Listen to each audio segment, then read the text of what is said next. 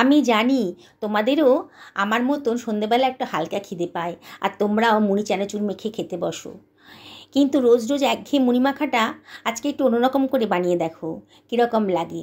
দুখানা শুকনো লঙ্কা ভেজে নাও সর্ষের তেলে, তারপর দিয়ে দাও ভেজানো ছোলা আর ফ্রিজে থাকা কতগুলো কড়াইশুঁটি, আর খানিকটা চীনাবাদামও দিয়ে দাও। প্রয়োজন মতো লবণ দাও, আর সামান্য একটুখানি কালো জিরে দাও।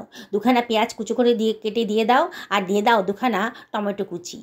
রাতের বেঁচে যাওয়া খানিকটা ঘুগনি যদি থাকে সেটাও দিয়ে দাও।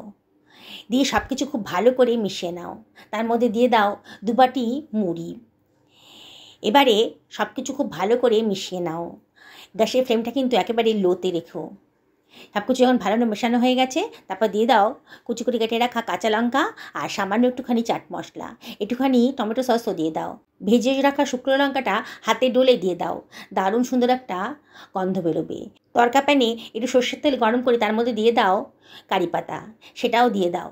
দারুণ সুন্দর একটা গন্ধ বেরোতে শুরু করে দিয়েছে। সব কিছু ভালো করে মিশিয়ে নাও। একটু লেবুর রসও দিয়ে দাও, আর দিয়ে দাও একটুখানি বিট লবণ। যা সুন্দর টেস্টি তৈরি হয়ে গেল না। এবার কিন্তু যখনই মুড়ি মাখবে সন্ধেবেলা মনে হবে এরম করেই মাখি। তো রেডি হয়ে গেছে। এবার একটা সার্ভিং প্লেটে এটা সার্ভ করে দাও। ওপর থেকে একটু ধনেপাতা ছড়িয়ে দাও। দেখো কি দারুণ দেখতে লাগছে। মুড়ি মুখে দিয়ে আমার মেয়ে তো বলেই বসলো, আচ্ছা মা, তুমি যদি মুড়ি মাখার দোকান করো 1 বাটির দাম কত নেবে?